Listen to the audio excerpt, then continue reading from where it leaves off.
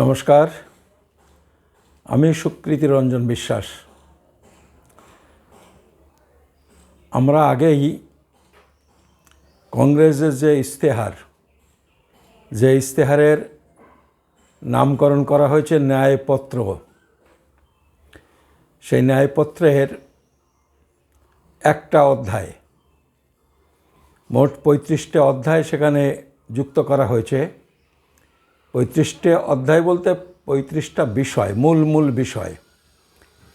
আবার এই 35টা বিষয় সম্পর্কে কংগ্রেস কি করতে চায়, কি তার পরিকল্পনা ইত্যাদি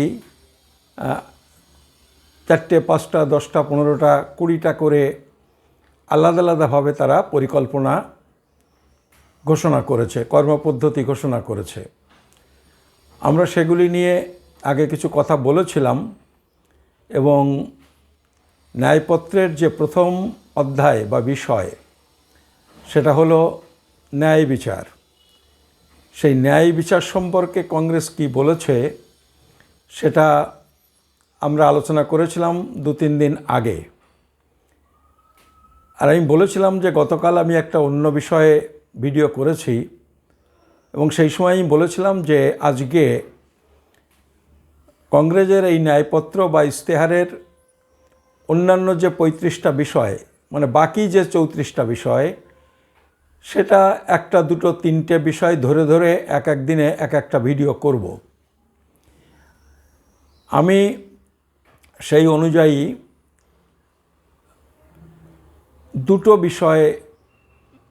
দুটো নয় 3টে বিষয় নিয়ে একটু ভেবেছিলাম, ভেবে এই ভিডিওটা করব বলে স্থির করেছিলাম। কিন্তু পরে মনে হলো যে এই 3টে বিষয় নিয়ে একটা ভিডিও করলে অনেক বড় হয়ে যেতে পারে, সেই জন্যে 2টি বিষয় নিয়ে আজকের এই ভিডিওটা করব। যদি দেখি জায়গা আছে, সময় আছে, তাহলে তৃতীয় বিষয়টাও এর সঙ্গে যুক্ত করব। আজকে যে বিষয়টা নিয়ে, যে 2টো বিষয় নিয়ে বা 3টে বিষয় নিয়ে আপনাদের সাথে কথা বলবো, সেগুলো হলো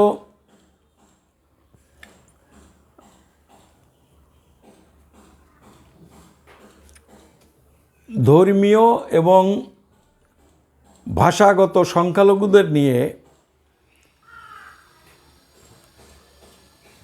কংগ্রেস তার ন্যায়পত্রে কি বলেছে সেটা আমরা আজকে এখানে আলোচনা করব।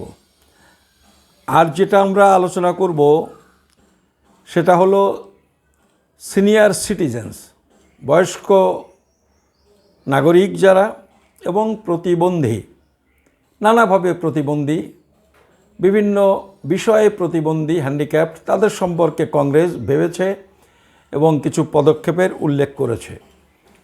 আর তৃতীয় যে বিষয়টা নিয়ে আমার এই ভিডিওটার মধ্যে কথা বলার ইচ্ছা আছে সেটা হলো স্বাস্থ্য এবং চিকিৎসা। দেখি 2টো বিষয় আলোচনা করতে করতে কতটা সময় পার হয়ে যায়।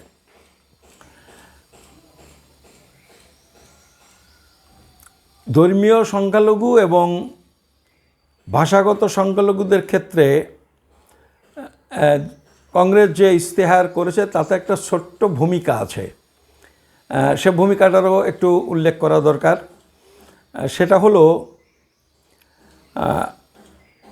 একটা ছোট্ট ভূমিকা আছে, সেটার একটু উল্লেখ করব। আর আছে এই অধ্যায়ে তারা 9টা প্রতিশ্রুতি দিয়েছে বা 9টা ঘোষণা করেছে, 1 2 3 4 করে 9টা বিষয়ের উল্লেখ করেছে এবং সেই বিষয়গুলি নিয়ে কংগ্রেসের যে পরিকল্পনা সেটা তারা বলেছে। ভাষাগত এবং ধর্মীয় সংখ্যালঘুদের বিষয়ে যে ভূমিকা তারা করেছে, সে ভূমিকাটা আমি হুবহু অনুবাদ করেছি তা বলছি না। আমি ইংরেজিতে লেখা ওই ভূমিকাটা বাংলাতে আমার মতো করে আপনাদের একটু আমি শুনিয়ে দেব, তাহলে আপনাদের বিষয়টা সম্পর্কে একটা ধারণা তৈরি হয়ে যাবে। এই ভূমিকাতে তারা লিখেছে ধর্মীয় ধর্মীয় বিভিন্নতা হলো ভারতের ইতিহাস, আর ইতিহাস তো ইতিহাসই, তা পরিবর্তন করা যায় না। তারপর কংগ্রেস তার ইশতেহারে বলছে সমস্ত মানুষ, এখানে একটু লক্ষ্য করবেন, সমস্ত মানুষ, তারা কিন্তু সমস্ত সিটিজেন্স বলেনি। আমি এই যে ভূমিকাটাকে উল্লেখ করেছি, এটা আমাদের পরে প্রয়োজন হবে আমাদের ওই নাগরিকত্বের প্রশ্নেই এই বিষয়টা প্রয়োজন হবে। এবং আমি এইটা পড়াবার সময় এবং এই যে আপনাদের বলছি এই বলবার সময় আমার মাথায় বিষয়টা ঘুরপাক খাচ্ছে যে যদি কোনো দিন কংগ্রেসের একেবারে শীর্ষ নেতৃত্বের সঙ্গে কথা বলার সুযোগ পাই, তাহলে আমি এই কথাগুলি তুলে আমি নাগরিকত্বের প্রশ্ন নিয়ে কংগ্রেসের সাথে আমি কথা বলবো, আমি যুক্তি খাড়া করব, কারণ এখানে তারা কিছু পয়েন্ট উল্লেখ করেছে। সেই জন্য সেটা আপনাদেরও একটু আলাদা করে মনোযোগ দেওয়ার জন্য আমি বলছি। কংগ্রেস লিখছে যে সমস্ত মানুষ, সিটিজেন্স নয়, সমস্ত মানুষ যারা ভারতে বসবাস করেন, নাগরিকের কথা বলেননি, বলেছেন সমস্ত মানুষ যারা ভারতে বসবাস করছেন এবং যে সমস্ত মানুষ ভারতে জন্মগ্রহণ করেছেন তারা ভারতে সমান মানবাধিকারের সুবিধা ভোগ করবেন, তারা সমান মানবাধিকার উপভোগ করবেন আর নিজ নিজ ধর্ম পালনের স্বাধিকার পাবেন। কংগ্রেস জোর দিয়ে বলছে বহুত্ববাদ এবং বৈচিত্র্য রক্ষার ঘোষণা ভারতের সংবিধানের প্রিঅ্যাম্বলে বলা হয়েছে। সেই জন্য ভারতে কর্তৃত্ববাদ এবং সংখ্যাগরিষ্ঠতাবাদের কোনো স্থান নেই, এটা কংগ্রেস তার ইশতেহারে বলছে। সেই জন্য বর্তমানের বিজেপি সরকার সংবিধান বিরোধী যে পায়তারা শুরু করেছে তা রুখতে হবে যে কোনো মূল্যে। এই সিনিয়র সিটিজেন্স এবং প্রতিবন্ধীদের এই চ্যাপ্টার শুরু করার আগে এই ছোট্ট একটুখানি ভূমিকা তারা করেছেন, যার মধ্যে আমি আগামী দিনে আমাদের নাগরিকত্ব আন্দোলনের জন্য যে দুটো পয়েন্ট খুব জরুরি এবং যেটা নিয়ে আমরা কংগ্রেসের সাথে কথা বলতে পারবো, সেটা আপনারা আরেকবার মনে রাখুন। সেটা হলো যে সমস্ত মানুষ, নাগরিক নয়, যে সমস্ত মানুষ ভারতে বসবাস করছেন এবং যে সমস্ত মানুষ ভারতে জন্মগ্রহণ করেছেন, মানে জন্মসূত্রের একটা বিষয় বলছেন, আর একটা আমরা যারা বহিরাগত এসে ভারতে বসবাস করছি তাদের সম্পর্কে বলেছেন সমান মানবাধিকার পাওয়ার অধিকারী তারা। যেটা আজকের যে নাগরিকত্ব আইন সেখানে কিন্তু সে কথা নেই, এবং এই যে সে কথা নেই এটা শুধু বিজেপি দায়ী তা নয়, এর জন্যে কংগ্রেসেরও কিছু ভূমিকা আছে, কংগ্রেসও কিছু ফাউল প্লে অতীতে করেছে। ফলে এই কথাগুলো আমরা পরবর্তীকালে নিশ্চিতভাবেই কংগ্রেসের সামনে আমরা তুলব যে তোমরা তো ইশতেহারে এই কথাগুলি বলেছ। এই জন্যে আপনারাও খেয়াল রাখবেন, আমিও খেয়াল করেছি, পরবর্তীকালে এটা নিয়ে আমরা আলোচনা করব। কংগ্রেস এই সংকল্প ঘোষণার পর কিভাবে তা কার্যকর করা হবে সেই পরিকল্পনার কথা ঘোষণা করেছে। ওই যে বললাম 9টা পয়েন্টের মধ্যে তারা তাদের এই পরিকল্পনার কি করতে চায়, তারা সরকারে গেলে ইত্যাদি তারা ঘোষণা করেছে, আলাদা আলাদা করে 9টা পয়েন্ট করেছে। আমি আজকে আর ওই পয়েন্ট ধরে ধরে 1, 2 করে আপনাদের বলছি না, আমি তার মধ্যে কয়েকটা বিষয় একটু আপনাদের উল্লেখ করে শোনাচ্ছি। এইসব ভাষাগত এবং ধর্মীয় সংখ্যালঘু ছাত্রছাত্রীরা ভাষাগত এবং সংখ্যালঘু ছাত্রছাত্রীরা বিকাশের প্রয়োজনে শিক্ষা, চাকরি, ব্যবসা, খেলাধুলা প্রভৃতি সব ক্ষেত্রে যাতে অন্যদের মতোই, ওই বিজেপি যেটা বলছে সব নিয়ে সংখ্যালঘুদের দিয়ে দেবে, কংগ্রেস কিন্তু তা বলেনি, বলেছে অন্যদের মতোই সমান সুযোগ পান তার ব্যবস্থা করার জন্য তাদের এই ঘোষণাপত্রে বা ইশতেহারে কংগ্রেস উল্লেখ করেছে। মৌলানা আজাদ স্কলারশিপ প্রকল্প রক্ষার প্রতিশ্রুতি দিয়েছে, যাতে সংখ্যালঘু ছাত্রছাত্রীরা বিদেশে পড়ার সুযোগ পান। ওই মৌলানা আজাদ স্কলারশিপ যেটা আছে, ওই স্কলারশিপটা বিদেশে যে সমস্ত ছাত্রছাত্রী, সংখ্যালঘু ছাত্রছাত্রী যারা পড়তে যান তাদের এই স্কলারশিপটা দেওয়া হয়। তাই বলছে মৌলানা আজাদ স্কলারশিপ প্রকল্প রক্ষা করার জন্য কংগ্রেস প্রতিশ্রুতি দিয়েছে, যাতে সংখ্যালঘু ছাত্রছাত্রীরা বিদেশে পড়ার সুযোগ পান। এবং এই স্কলারশিপের সংখ্যা, প্রতি বছর তো কত ছাত্রছাত্রী বিদেশে পড়তে যাবে তার একটা নির্দিষ্ট সংখ্যা থাকে, সেই স্কলারশিপের সংখ্যা তারা কংগ্রেস সরকার ক্ষমতায় গেলে বৃদ্ধি করবে বলে ঘোষণা করেছে। লোন পাওয়ার ক্ষেত্রে মুসলমানরা যাতে কোনো রকম বৈষম্যের শিকার না হন, সব লোন মুসলমানরা পাবে মোদি সাহেব যেভাবে ব্যাখ্যা করছেন, বিষয়টা এরকম নয়।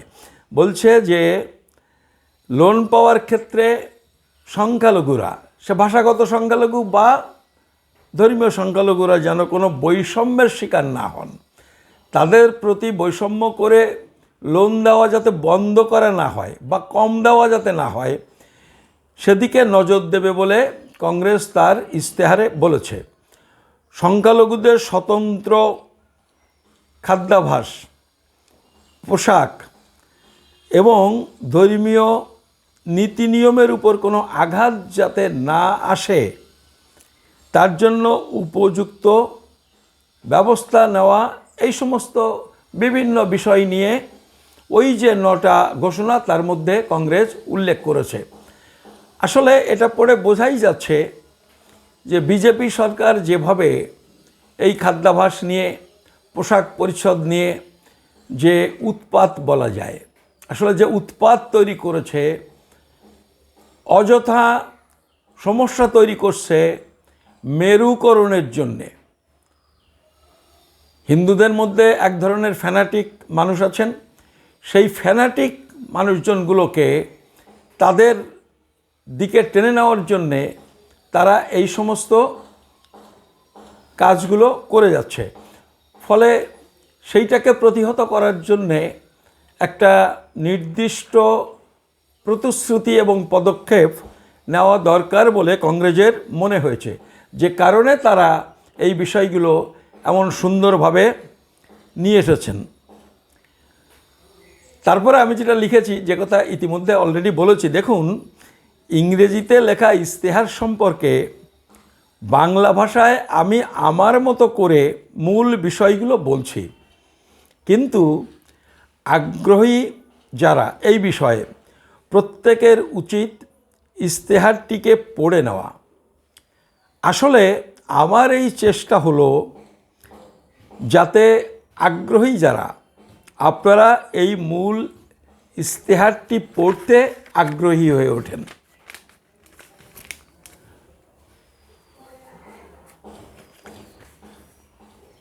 সিনিয়র সিটিজেন এবং নানা ধরনের প্রতিবন্ধী যারা, ওটা আমি বললাম ভাষাগত এবং ধর্মীয় সংখ্যালঘুদের প্রশ্ন নিয়ে আমি আলোচনা করলাম। এবার আমি বলছি যেটা কংগ্রেসের ওই 35টা যে অধ্যায় বিষয়, তার 3 নম্বর বিষয়ে ওরা রেখেছে সিনিয়র সিটিজেন্স এবং নানা ধরনের প্রতিবন্ধীদের সম্পর্কে ঘোষণা।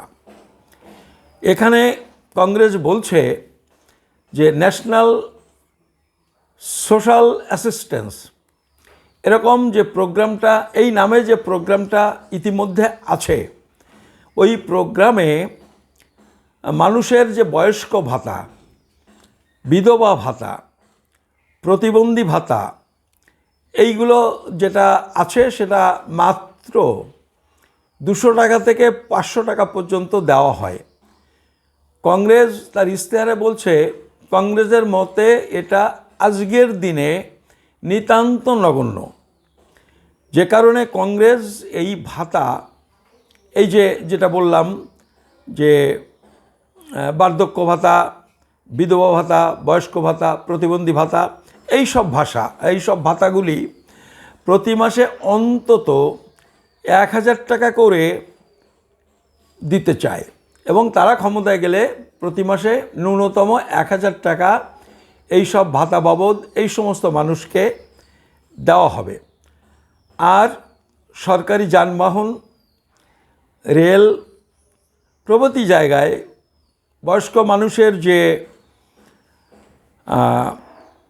কনসেশন ঘোষণা করা হয়েছিল, আপনারা জানেন সেই সমস্ত কনসেশন বহু ক্ষেত্রে বিজেপি সরকার কিন্তু তুলে দিয়েছে। আরও কিছু রিজার্ভেশনের জন্য তাদের একটা আলাদা কোটা ইত্যাদি ইত্যাদি, সেইগুলো বহু ক্ষেত্রে বিজেপি কিন্তু তুলে দিয়েছে। এবং এই কারণেই কংগ্রেস ঘোষণা করছে যে এইসব ভ্রমণ কনসেশন তারা বজায় রাখতে বদ্ধপরিকর। প্রতিবন্ধী ছাত্রছাত্রী এবং যুবকদের নানা ধরনের ট্রেনিং এবং সুযোগ সুবিধার কথা বলা হয়েছে। এইটা আমি আগেই বলেছি যে আলাদা আলাদা করে 11টা পয়েন্ট এখানে বলেছে। এই প্রতিবন্ধী ছাত্রছাত্রী তাদের কি ট্রেনিং, কিভাবে ট্রেনিং দেবে তার জন্য ইত্যাদি ইত্যাদি, সেগুলো এই ইশতেহারে বিস্তারিতভাবে খুব সুন্দর করে বলেছে। আমি আলাদা আলাদা করে উল্লেখ করছি না, আমি শুধু আপনাদের জানাচ্ছি যে প্রতিবন্ধী ছাত্রছাত্রী এবং যুবকদের নানা ট্রেনিং এবং সুযোগ সুবিধার কথা বলা হয়েছে। যারা আগ্রহী তারা ইশতেহারটা পড়ে নেবেন। কিছু আইন প্রণয়ন, এই সমস্ত কাজগুলো যাতে ঠিকমতো হয় সেই জন্য কিছু আইন প্রণয়ন এবং কার্যকরী পদক্ষেপের কথাও তারা এই ইশতেহারে ঘোষণা করেছে। আগেই বলেছি যে আলাদা আলাদা করে মোট 11টা পদক্ষেপ তারা ঘোষণা করেছে এই ইশতেহারে। এইটা আমি অত্যন্ত বুঝতে পারছেন, 11টা পদক্ষেপ প্রত্যেকটা নিয়ে আলোচনা করলে যথেষ্ট লম্বা হতো, তা আমি এইটুকুর মধ্যে এটা বলে দিলাম। তারপরে যেটা 4 নম্বরে তারা উল্লেখ করেছে সেটা হচ্ছে স্বাস্থ্য এবং চিকিৎসা। এবং স্বাস্থ্য চিকিৎসা ক্ষেত্রে তারা 19টা পয়েন্ট করেছে, এবং এই 19টা পয়েন্টের মধ্যে আপনারা পড়বেন, দেখবেন বিস্তারিতভাবে বলেছে যে অসুবিধাগুলো আমরা চিকিৎসা ক্ষেত্রে ভোগ করি, কি করে সেগুলো দূরীকরণ করা যায় এবং কিভাবে মানুষকে সহায়তা করা যায়। আমি আপনাদের গ্যারান্টি দিয়ে বলছি, দায়িত্ব নিয়ে বলছি, এইরকমভাবে অন্য কোনো দল তো বটেই, কংগ্রেসও কখনো ইতিপূর্বে এইভাবে এই চিকিৎসা সমস্যার দূর করার জন্যে এবং সেই চিকিৎসা ক্ষেত্রে মানুষের সুযোগ সুবিধা বৃদ্ধির ক্ষেত্রে এই ঘোষণা কংগ্রেসও এর আগে করেনি। আপনি হয়তো আমার সাথে একমত হবেন যে আমরা যারা আজকে ভারতে বসবাস করি, ইতিমধ্যে যে সমস্ত রেশন, কম মূল্যে খাদ্যদ্রব্য, বিনামূল্যে খাদ্যদ্রব্য, এবং আজকে এটা তো ঠিক, একটা সময় আমরা যখন স্কুল বা কলেজ জীবনের শুরুতে তখন আমরা দেখেছি, আমরা শুনেছি যে আমাদের পাড়ায় মহল্লায় শুনতাম ওই বাড়িতে আজকে সকাল থেকে হাঁড়ি চড়েনি, ছেলে মেয়েগুলো খেতে পায়নি, এরকম খবর আমরা পেতাম। আমি আমার ব্যক্তি জীবনে বলতে পারি আমাদেরও অবস্থা খুব খারাপ ছিল। মা বাবা দুইজনই ছিলেন প্রাইমারি স্কুলের শিক্ষক, এবং প্রাইমারি স্কুলের শিক্ষকের মাইনে মানে তখন বাস্তবত বিনি পয়সায় কাজ করতে হতো, তাও নিয়মিত হতো না। আমাদের জমি জমাও কম ছিল। ফলে সংসার চালাতে গিয়ে মানে সঠিকভাবে বলতে গেলে বলতে হয় বাবার বুকে মাটি ঠেকে যেত। এখন বুঝি, সেই সময় তো এভাবে বুঝতাম না। কারণ আমরা 8টা ভাই বোন, এবং এই 8টা ভাই বোন প্রত্যেকে লেখাপড়া শিখেছে, মা বাবা লেখাপড়া শিখিয়েছেন।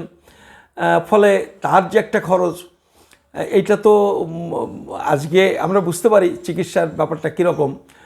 ফলে এইটা করতে হতো। ফলে পাড়ায় যখন এরকম শুনতো, পাড়া মানে তখন তো নিজেদের বংশ, পুরুষানুক্রমে পাশাপাশি বাস করা, প্রত্যেকের সাথে প্রত্যেকের একটা অন্তরের সম্পর্ক। কারোরই কষ্ট শুনলে সবারই কষ্ট লাগতো, কিন্তু কেউ কারোর পাশে দাঁড়াবার মতো ক্ষমতা গ্রামে পাড়ায় প্রায় ছিল না, আমাদেরও ছিল না।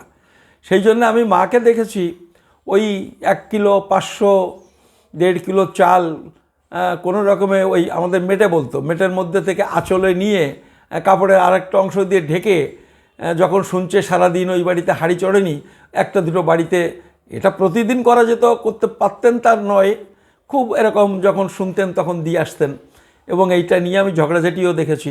বাবা এটা জানতে পেরেছেন, জানতে পেরে মাকে বলছেন যে কী করে সংসার চালাতে হয় সে খবর তো রাখো না, ইত্যাদি ইত্যাদি। ফলে আজকে তো আর সেই অবস্থা দেশে নেই, তাই না? আজকে যেভাবেই হোক, আজকে একেবারে এরকম অবস্থা আর আমাদের দেশে নেই। এই ডেভেলপমেন্টটা আমাদের দেশে পার্শ্ববর্তী বাংলাদেশ, সে জায়গায়ও আমরা দেখেছি এরকম অবস্থা এখন নেই। আজকের মানুষের সমস্যা কি? আজকের মানুষের মূল সমস্যা হলো চিকিৎসা এবং শিক্ষা। এই দুটোই মূল সমস্যা। দেখুন, কোনো একটা বাড়িতে যদি একটা বড়সড় রকমের রোগ ব্যাধি যদি ঢুকে পড়ে, তাহলে আমরা দেখেছি আমাদের অভিজ্ঞতাতে, তাহলে সেই পরিবারটা শেষ। কারণ নিকটতম পরিজন যারা, তাদের তো চিকিৎসা না করলে ফেলে রাখা যায় না।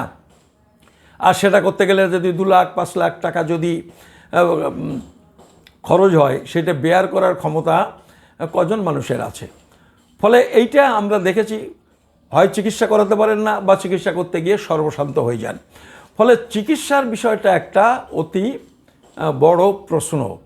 ফলে আজকের সরকার যদি এরকম কোনো ব্যবস্থা গ্রহণ করে যে ছোটোখাটো চিকিৎসা হোক,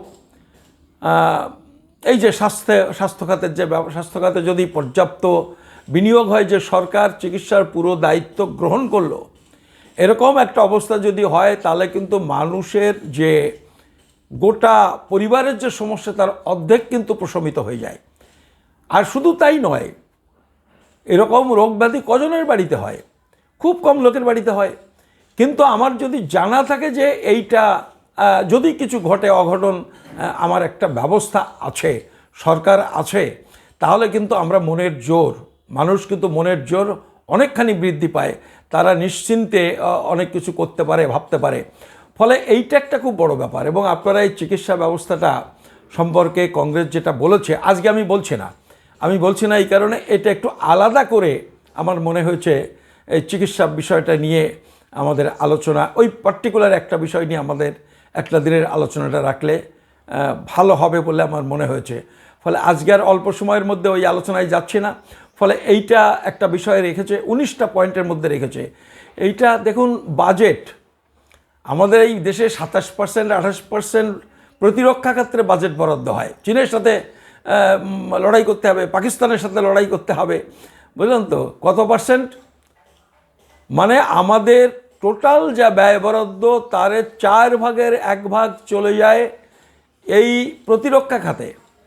এবং 1955 সালে, 1950-এর দশকে বাবা সাহেব ডক্টর বি.আর. আম্বেদকর যখন নেহরু মন্ত্রিসভা থেকে পদত্যাগ করেছিলেন, তখন বলেছিলেন যে প্রতিবেশী দেশের সাথে যদি আমাদের পররাষ্ট্রনীতি যদি পরিবর্তন করা না হয়, প্রতিবেশী দেশের সাথে যদি সম্পর্ক ভালো না করা হয়, মোদি তো পাকিস্তানের সাথে ওই পুলওয়ামা ইত্যাদি ইত্যাদি করে এরকম করে পেশি দেখান যে আমি এটা করেছি সেটা করেছি, আমাকে ভোট দাও।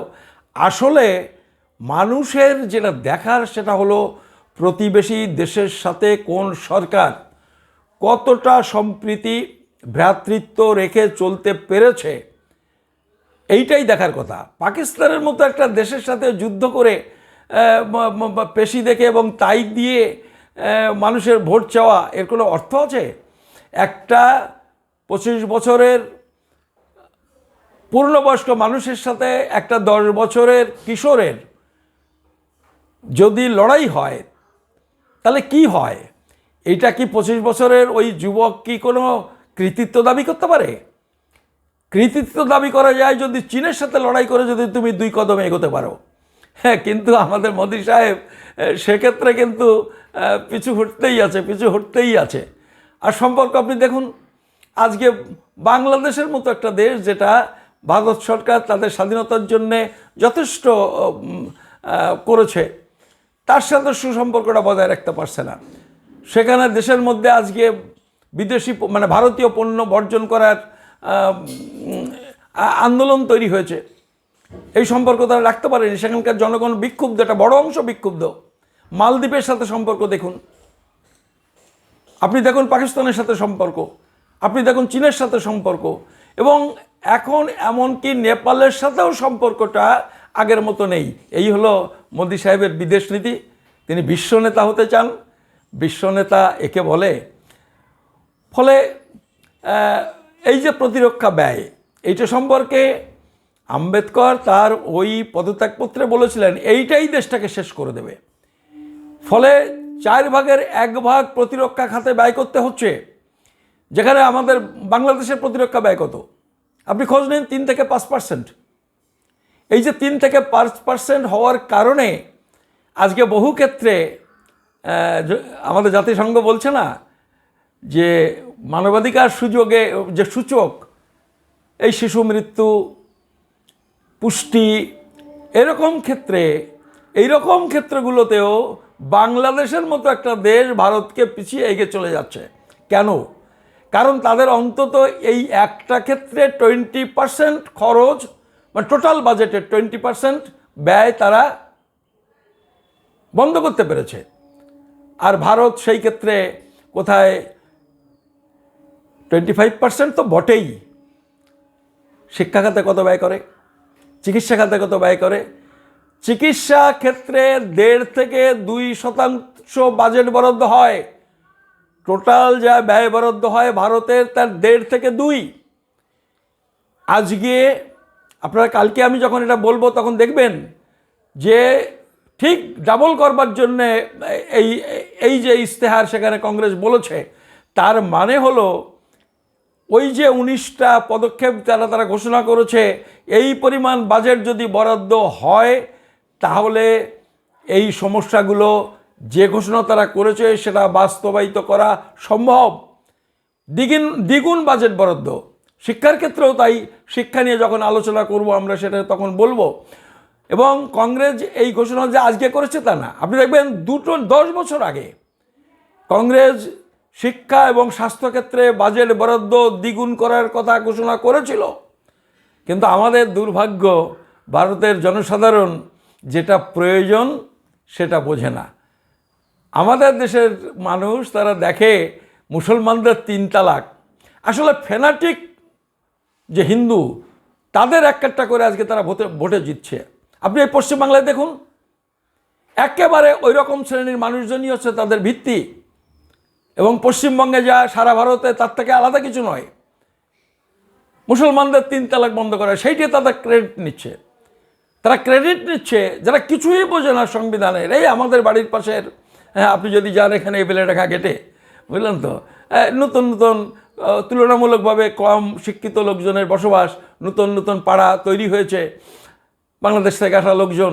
আপনি দেখবেন তাদের মধ্যে আলোচনা 370 ধারা। তারা কেউ জানে না ওটা খায় না গায়ে মাখে। বিজেপি এই প্রচারটা করে যাচ্ছে, বিজেপি এই প্রচারটা, তাদের প্রচারকরা এই মানুষকে এইভাবেই বিভ্রান্ত করছে। তারা এইভাবে আজকে ভোটে জেতার চেষ্টা করছে। এবং ঠিক তার বিপরীতে আপনি দেখুন যে এই চিকিৎসা এবং অন্যান্য বিষয় যেটা আমরা কাল পরশু আমরা চেষ্টা করব সেটা নিয়ে কি বিষয় আছে সেটা আর একটু ডিটেলসে, আজকে যেভাবে অনেকটা সংক্ষেপে এই দুটো বিষয় বললাম ওইটা একটু ডিটেলসে বলার চেষ্টা করব। ফলে একটুখানি অপেক্ষা করুন। আপনারা হয়তো আপনাদের মনে হবে যে এটা এমন আর আমি কি বলছি। আমি আসলে এমন কিছু বলছি না আমার ভিডিওতে। আমি আপনাদের এই ভিডিওটা করছি এই কারণে যাতে আপনারা এই বিভিন্ন দলে, শুধু কংগ্রেস নয়, বিভিন্ন দলের ইশতেহারটা পড়বার জন্য আগ্রহ সৃষ্টি আপনাদের মধ্যে হয়, এবং সেটা যদি হয় তাহলে আপনি বুঝতে পারবেন যে পার্টিগুলোর মধ্যে ডিফারেন্স, পার্টি পরিকল্পনার মধ্যে ডিফারেন্স, এবং সেটা বুঝতে পারলেই সঠিক জায়গায় ভোট দেওয়ার জন্য আপনি সিদ্ধান্ত নিতে পারবেন। আজকে ভিডিও সম্পর্কে বলা আমার এখানে শেষ। আর আপনাদের কাছে আমি অনুরোধ করব, আমি ওই কিছু কিছু পরিসংখ্যান থেকে আমার এরকম মনে হয়েছে যে অনেকেই ভিডিওটা পুরো দেখছেন, অনেকেই পুরোটা দেখছেন না। আমি অনুরোধ করব, যদি ভালো লাগে ভিডিওটা পুরো দেখুন এবং সাবস্ক্রাইব করুন। আর যদি মনে হয় আরও মানুষের ভিডিওটা পড়া দরকার, তাদের কাছে এই খবরটা পৌঁছানো দরকার, তাহলে ভিডিওটাকে শেয়ার করে দিন। আপনাদের সবাইকে নমস্কার, ধন্যবাদ।